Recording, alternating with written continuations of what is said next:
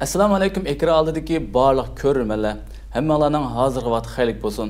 Sizlar bilan yana bir qator yuz ko'rishganim uchun nihoyat xursandman. Men Ershid Abdurahmon. Bugungi Avangard programmamizga Sharqiy Turkiston Nuzugum Kültür va oila jamiyatining raisi Munavvar o'z Uyg'ur hadimizni bugungi programmamizga taklif qildik. Hadi, xush keldingiz. Xush bulduk. O'zingizni qisqacha tanishtirib o'tamsiz? Bo'ldi. Va o'zingizniki qaysi o'qigan, qaysi san'at o'qigan emasini o'zingiz qisqacha. Bo'ldi. İstiqlal televiziyasi Uyg'ur mediasidagi qarindoshlarımning Avangard programmasiga meni alohida taklif qilganlik uchun rahmat aytaman. Alloh razı olsun. Barliq ko'rurmanlarga hammanglarga assalomu alaykum rahmatullohi va barakatuh. Men Munavvar o'z Uyg'ur. Yani öz Uyg'ur meningki Türk vatandaşlığını olgandan keyingi taxallusum. Xo'sh. Neslimizga qadar o'zimizning bir Uyg'ur Türkligini xotirlatish uchun bu familiyani ishlatdik. Mening dadamning ismi Niyaz. Tug'ilgan yerim Turpan viloyatininki 90 nahiyasi. Men to'liq o'tirgacha 90da o'qigandim. To'liq o'tirib bitirib oliy maktabga imtihon o'tgandan keyin Beijingda Millatlar institutininki 2 yillik hozirlik sinf, kasbiy hozirlik sinfida o'qidim. Undan keyin imtihonga qatnashish orqali Jungo til adabiyoti fakultetining axborot kasbiga tanlandim. Ya'ni Xitoylar bilan barabar o'qiydigan axborot kasbiga tanlandim. Bu yerda 4 yil kasb o'qidim. Shuning bilan Beijingda 6 yil turgan bo'ldim. 6 yil o'qib bitgandan keyin yaxshi natijalar bitdim, yaxshi natija bilan bitdim. Chunki o'zim axborot kasbini, adabiyot kasbini yaxshi ko'rganligim uchun Urumchiga qaytdim. Urumchida asli meningki arzuyim shu tashviqot yoki televizion stansiyalarida program riyosatchilik qilish edi. Lekin o yili o fursat bizga bo'lmay qoldi.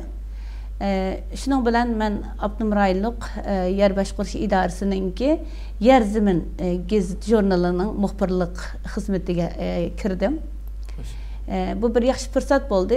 Garchi o'zimning kasbini degandek qilamagan bo'lsam-mu, lekin Yer Zimin jurnali gazetiga kirishning o'zini Allohning menga bir shu vaqtga aytib bir katta lutfi ekanligini keyin his qildim.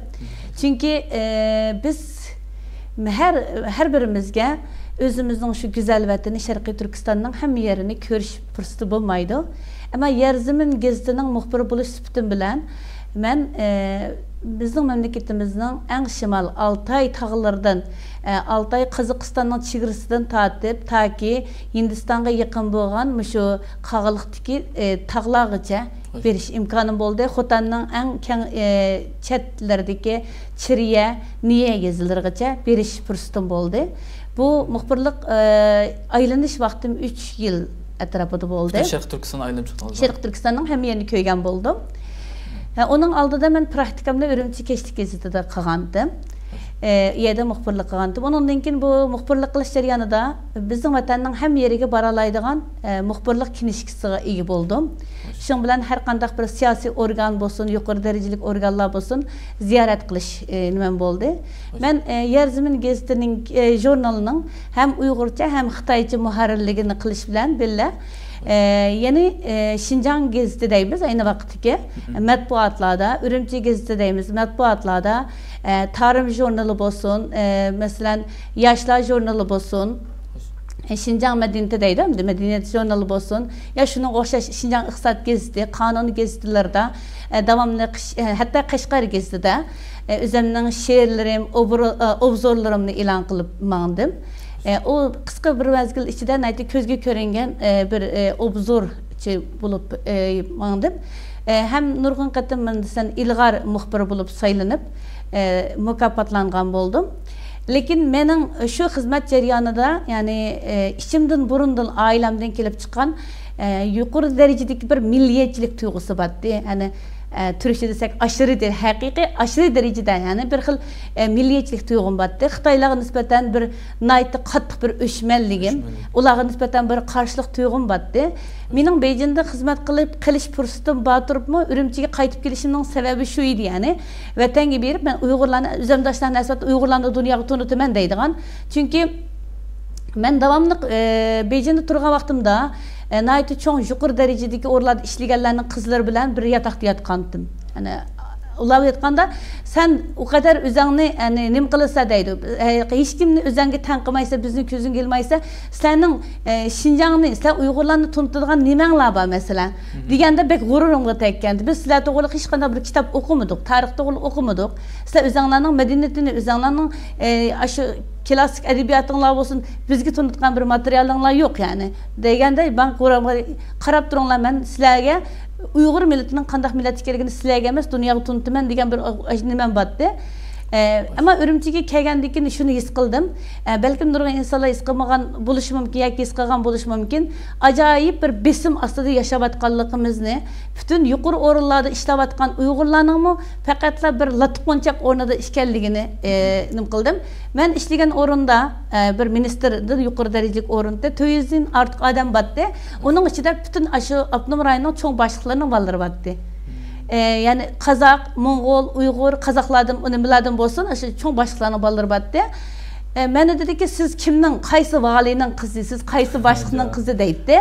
Lakin ben üzümden netince bilen boğan deyken, ben dedim, benim dadam küçüktağım, ben belki kaysı bir başlığının balısı emez dedim. Uygurlardan bir üçümüz battık, yaşladın, hemimiz işkirde okuğalladık.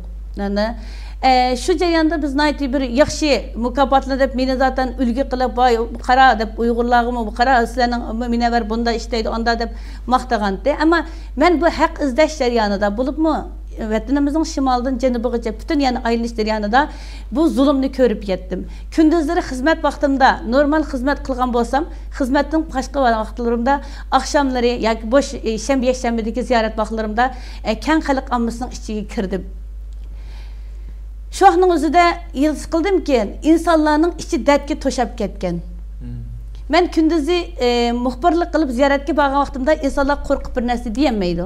Ama ben halk arsığı çöken vaxtımda, nurgu insanlar bilen körüşke vaxtımda içinin ne kadar dertki toşap ketkenliğini his kıldım. Bu benim Xitaylar boğan nefretim ve vatanımızın şu Xitayların kuluda kaçık derecede asimilyasiya bulup işgal altına kirgenliğini his kıldım. Bir de bu Şarkı Türkistan'daki yer zaman başkuruş ornu en çok monopolluk ornu yani. En bay orundu mesela. Onun da asasen harbiy başlıklar işleydi. Harbiy başlıklarının formu kiyip yığın katmıştı mesela bizimkilerde. Kim bizimki şu idarada sekreterga Altay vilayetining harbiy qo'mondoni kelib sekreter oldu bizga. O derecede Uyg'urlarga aşı derecede 3 insanlar geldi. Onun ki ben bu izleniş jarayonida yani yaş qarindoshlarımızın daveti bilen ben bu İslam dinini araştırışga başladım. Zaten Beyjing'den qaytib kelgandan keyin men bu dinni nimaga bek qiziqdim. Aşağı Beyjing'de o'qiyotgan vaqtimda davomli Xitoycha kitap o'qiydik ama Uyg'ur tarjim kitaplarını Sahih Buxorilarni apamızdan davomli o'qig'ashga hemen bir o'qib chiqdim. Aldım uçurgan hem kitapni o'qiydim men. Okugan jarayonida nurg'un savollar kallamdı battı mesela dinga nisbatan. Ondan keyin bir izdinish ichidaydim. Yana şu var mende. Bir insan yaşaydı ekanmiz, ya 50-60 yıl qazabımız ölüp gider ekanmiz. Ama ölgenden keyin qanday qilamiz? Bu dunyoning ishini qilamiz, ölgenden keyin bizning hayotimiz qanday bo'ladi? Bu kadar murakkab hayotda yaşaydı ekanmiz, o'qiydi ekanmiz, ishlaydi ekanmiz, ama oxiratda qanday qilamiz degan narsa meni davomli kallamni nim qiladi. Bu izdinish meni tadrijiy holda dinga nisbatan tushunish nimasiga boshlab bordi.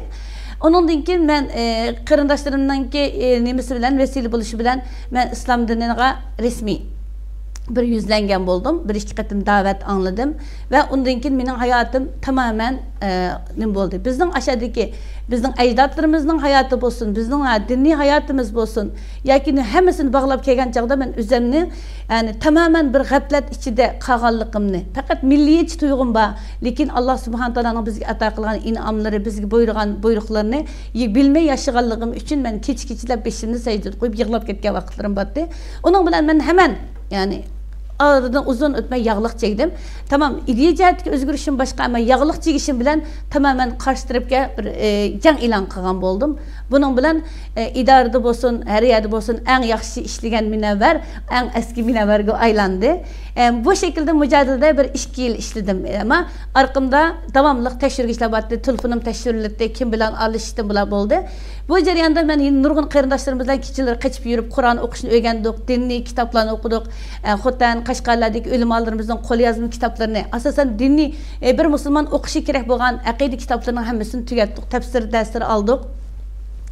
Onundan keyin arqamizdagi besim, bizning bilan bo'lgan nurg'un qarindoshlarimizning tutilishi degandek bo'lganda, majbur chet elga chiqishga to'g'ri keldi. 98 chet elga chiqdim, Aran Pokistonga chiqaladim yani. Pokistonda men bir qonunliq maktabga kirib o'qay degandim, Islom universitetiga kirib o'qay degandim, ammo men qonunsiz chiqqanligim uchun Islom universiteti meni qabul qilmadi. Men sirtdan inglizcha darsimni davom qildim, yerda inglizchamni kuchlantirdim. Ondan keyin qizim tug'ildi, cho'ng qizimdan keyin yana Islom universitetidan chiqib, Pokistondagi bir ingliz tili kollejida yuqorilab o'qish sinfida o'qidim. Pakistanning vaziyati jiddiylashib qolgandan keyin biz 2,5 yil turdik Pokistonda mejburan, yana Pokistonda qarindoshlarimizning tutilishi boshladi degandek, men o zamonda yo'ldoshimning hal qilishi bilan Suriyadagi qarindoshlarimizning yordami bilan Suriyada 3 yillik o'qish uchun Suriyaga keldik. U yerda da'vat kasbi o'qidim. Yani biz bu dinimizni qanday qilganda eng yaxshi shaklda bilimiz va bildira olamiz degan narsa bilan Suriyani o'qish haqiqatan bek yaxshi, yo'ldoshim bilan ikkimiz o'qidik. Bu odam ikkinchi qizim dunyoga keldi. Biz shu Pokistonda vaqtimizda mening vatandagilar arzoyim demak Qur'onni haqiqiy tushunishim kerak degan bir g'oyam bor. Buni qarindoshlar degandim. Biz Pokistondagi turadigan qarindoshlarimiz bilan billa vatanimiz uchun, vatandagi qarindoshlarimiz uchun diniy kitoblarni tarjima qilib tuzashga boshlagandik. Shu vaqtda yeni muharrirlikni qilgandim men. Nurg'un kitobchiqlarni kirgizdik vatanga, tarjima qildik, yozdik, ularning xizmatini qildik. Undan keyin Suriyaga kelgandan keyin ham bir yoqdan o'qish bilan bir yoqda Riyozul Solihninki muharrirligini boshladik. Bir de Ibn Kesir tafsirininki muharrirligini boshladik. 2014-yili Turkiyaga kelishkichi bo'lgan aralıqda, 2014-yil Turkiyaga kelishkichi bo'lgan aralıqda biz Ibn Kesir tafsirininki 7 parasining tafsirini asosan shu Suriyada o'qib yurib tamomladik. Ama endi vaziyat bek jiddiy tutchu. Vaziyat jiddiy bo'lgandan keyin Turkiyaga ko'chishga to'g'ri keldi. Turkiyaga keldik. Ta 2006-yili Ma'rif jamiyatimiz qurilganga qadar men Uyg'ur tarjima markazida, yani Turkiyada bir yil yo'ldoshim bilan barabar ishladik. Undagi yo'ldoshim o'qishga chiqqandan keyin men aşk xizmatini qilayotgan qarindoshlarimiz bilan Ibn Kesirning tafsirini, ondan keyin Ayatul Ahkam, ondan keyin Abu Hanifa'ning 5 qismlik fiqh kitoblari, ondan keyin men bir qancha kitobning tarjimasini qilgan bo'ldim. Turkchadan Uyg'urcha qildim, 3-4 tal kitobning tarjimasini qildim. Bir 10 dan 15 kichik kitobning muharrirligini qildim. 2006-yili Ma'rif darniga qurg'uvchilar bir so'lish sifatim bilan yo'ldoshimizda ikkimiz ashadadik. Andan ta'lim tarbiya xizmati uchun meni talab qildi. Uyg'ur tarjima markazidagilar hamda bu ummatning xizmati bo'lganligi uchun deb yana meni vaqt beribdi. Men 2006-yil yozdan boshlab Mishada yashayotgan Uyg'ur qarindoshlarimizning bolalariga ham kultur, ya'ni diniy darslarimiz, ham madaniyatimiz, ham Uyg'urcha berish darsini qabul qildim. Undan keyin Ma'rif jamiyatining bu xizmati davomlashadiganligi uchun yana Abdullakim Maqsum hojimlar, ondan keyin boshqalarimiz bilan qayta ko'rish orqali men rasmiy Ma'rifninki eğitim xizmatiga, ta'lim tarbiya xizmatiga kirdim. O kundan bu yanga taki o'tgan yili Nuzugum jamiyatini qurganga qadar bu Ma'rif jamiyatining ayollar bo'limininki rahbari bo'lish sifatim bilan ishlab keldim. Hozir Sharq Turkiston tashkilotlar birligi qurildi. Hozir uchun nima ishlarni qilyapsizlar? Shuning tamsilan ishlatman hozir hamda siz bayam ko'rmanlarga e'lon qilganingizdek Nuzugum jamiyatining raislik xizmatini qilyapti. Sharq Turkiston davosi uchun nimalarni qilyaptilar va nimalarni qildilar? Burungacha xizmat qilib vatan tortimshigacha. Bundan keyin nima ishlarni qilishni o'ylayaptilar? Sharq Turkiston xizmatlari uchun va nima ishlarni qildilar hozir? Şimdi aslında her bir Müslüman için balagat yaşığı yetkendan başlap bu dinimizde Allah Subhanahu Teala bizim üstümüzge yüklegen vazifelerini toxtamay icra qilishimiz kerak bo'ladi. Agar har birimiz o'zimizning dinimizda bizga buyurgan mas'uliyatini ado qilishga tutish qilsak, bu xizmat ma'lum insonlarning qilayotgan xizmati yoki ma'lum insonlar qilib kelayotgan xizmat emas, hammamizga o'rtaq xizmat bo'lg'achqa siz bu savolni mendan so'ramaydingiz. Masalan, bu da'vo uchun xizmat qilyapsiz deb so'ramaydingiz. Chunki bu nan çay bilen hayatında ya kiyim kechak bilen hayatımızı normal davamlaştırganга o'xshash bu dava xizmeti hemimizin normal xizmeti bo'libdi. Endi bu xizmet ma'lum darajadagi ma'lum insonlarga yuklanib qolganligi uchun sizlar bu xizmetni qilyapsizlar dedingiz. Aslında ben alayda bu xizmetni qilyapman deb qaramayman. Men faqat bir kishilik mas'uliyatimni ado qilyapman deb qarayman. Ado qilishga tirishyapman deb qarayman. Ya'ni ado qildim deyolmayman. Çünkü Allah subhanahu taala Sharqiy Turkistonni bizga amonat qilib berdi. Bizga yurt qilib berdi. Iyani qo'g'dash, o yerda kafirlarni qo'g'lab chiqarish, o yerda kafirlarning ustidan biz ustun bir hukmronlik oldida mustaqil bir yashash bizning haqqimiz. Yerdagi zulm ko'rgan qarindoshlarimizning qutulishi uchun xizmat qilish bizning boshimizni tatib olmaydigan majburiyatimiz. Buning uchun yani biz bu ishlarni biz qildik, manda xizmat qildik deb faxrlanadiganга yoki o'tir so'zlaydigan haqqimiz yo'q. Biz faqat bu yerda qilinmagan ishlarimizni deyishimiz kerak deb qarayman men. Qilinmayotganlarimizni deyishimiz kerak. Chunki bir inson Alloh subhanahu taolo jinini olganga qadar undaqmi yashaydi, bundaqmi yashaydi. Ama qanday yashash biz o'zimizning mas'uliyatimizni tunishimizga bog'liq. Ana hozir masalan ekranlardan nurg'un qarindoshlarimiz biladi.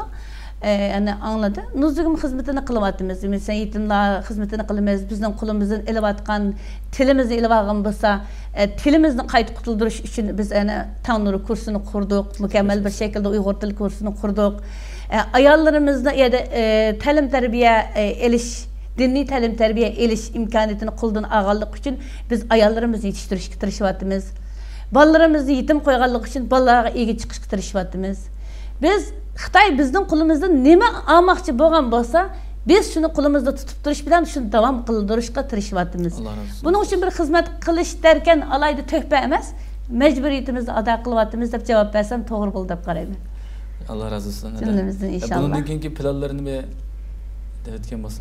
Bundan keyingi planim derken, bundan keyingi planimiz şu.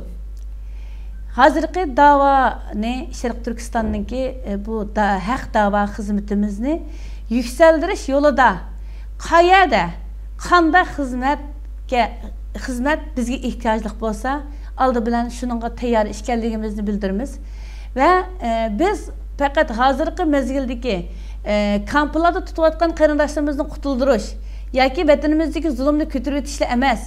Bu davani bir abadiy bir dava şekilde ko'rib Ebedi bir dava için bugün ve erta nima qilishimiz kerak bo'lsa, onu qilishga tirishimiz ve bunundan keyin 5 yillik, 10 yillik, 30 yillik, 50 yillik yoki bizden bir qancha nesildan keyin keldiganlar uchun nima kerak bo'lsa, shuningga hozirlik xizmatlari uchun ba'zi bir planlarimizni qilyapmiz. İnşallah ama bu vaqt münasebeti bilan men bunda planlarimiz var diyemayman, ama bu dava uchun yani qo'limizdan keldigan her işini qilishga ve ajalaydigan her işini etishga, yani şeriat jihatdan to'g'ri bo'lgan, durust bo'lgan, Turkiyada yashayotgan bo'lsak, Turkiyada chet elning har qaysi yerda yashayotgan bo'lsak, sherdagi qonunga muxolif emas, qonunga uygun bir şekilde, yani hem aldı bilan shariatimizni chinimagan alda qonunga bir uygun bir şekilde bu davarimizga qaysi yerda yo'l ochalsak, shu xizmatga qo'l sunuluşqa tirishyapmiz deb javob bersam bo'ldi. Allah razı olsun. Cümlemizden inşallah. Yoshlarimiz deydigan nasihatlari ve tavsiyeleri bormi? Yoshlarga deydigan tavsiyelerim şu. Men yoshlarni bek yaxshi ko'raman. O'zimni bir qata masalan yoshimiz cho'ng'ayib mengayotgan bo'lsa-mu, faqat ruhimizni qiyratmaslikqa tirishima. Chunki dunyoda eng cho'ng ishlarni qildiganlarning ki tipiga qarab qarsak, birisi yetimlar ve yetimlardan yetishgan liderlar, rahbarlar, yana birisi nerede cho'ng ishlarni qilganlar ve qilishga turtki bo'lganlar, asoslaganlar, asosan yoshlar. Buning uchun yoshlar o'zining hozirgi vaqtini qadr qimmatini bilishini, her birisi o'zi uchun bir g'oya turg'izishni olma. İnsan g'oyasiz yashagan vaqtda et qilolama, o'gin qilolama degan narsa bilan bo'shab ketadi-ku. Bir inson o'zining iqtidori yetadigan emas, iqtidori yetmaydigan bir g'oyani qo'yish kerakki, uning uchun tirishsin. Men faqat o'qish bitirib, bir xizmat ishlab, undan keyin pul tepib, undan keyin birlar yordam qilma. Bu eng aqalli bir g'oya. inson qilolmag'idek men palonchilar qilibdi. Chunki dunyoni titratayotgan insonlar shu bizga o'xshash ikki qo'li va ikki puti va insonlar masalan. Dunyoni o'ngtaydan qilayotgan insonlar shunday insonlar. Nima uchun ular qiloldi, nima uchun men qilolmadim? Mening narim kam ekan. Yoshlar shunda deyish kerak. Mening narim kam ekan. Men nima uchun qilolmayman? Tarixni o'qisak masalan, hozirgidek hamma narsani kir yuvish mashinasi yupolmaydi, kir yuvish mashinasi yupolmaydi. Hozirgidek qatnash qulaylik emas. Aşındaq bir turmuş şarait, yani vaqtlar özüdə nurgun alimlar, nurgun liderler, nurgun kahramanlar yetişken işken. Hazırki nimişkin aşında adamlarımız yetişmeydi. Bizden niçin bir yerlerde milletvekillerimiz yok. Niçin bizden liderlerimiz yok. Niçin bizden aşında Xitayning olsun, dünyadaki din düşmanları olsun, yoki insonparvar düşmanları olsun. Qılayotgan o'yinlarga taqobil turg'ida kuchimiz nimaga yo'q. Yoshlar buni o'ylashi kerak. Yoshlar o'zini kichik chaqlamasın, oddiy chaqlamasın. Mening umid qilganim shu. Siz shunda xizmatga jasoratlantirgan ruh nima qanday ruh o'zligi bunda turtki bo'ldi? Bu ruh yani insandaki mesuliyet duygusu. Allah subhanahu taala yani her bir insanı yarattı ve yaratkan çağda yani bazı insanların fevkalade akıllı, fevkalade iktidarlı yaratkan bilen umumizlik etken çağda insanlarda yani bir insanın normal yeryüzünde Allah subhanahu taala'nın halifesi olup yaşıgıdek derecedeki iktidarlı yaratkan. Bunu biz düşünüp yetken vaktimizde demek ki yeryüzünde asman zemin arsıda bir insanın yaşayışı için hem nesini Allah telqip bergen iken demek ki Allah menden bir nesini talep kılıptı diyen bir mesuliyet buluş gerek. Çokum menden bir nesini sorudu diyen nesil buluş gerek. Ben bunu dinimini düşünmegen vakitinin özüdümü ben yerde meňmatkan bolsam, asfalt yolda meňmatkan bolsam, bu yolunu birileri yasagan bolsa ben bunun hakkını ötüşüm gerek diyen tuygu vatdı mende.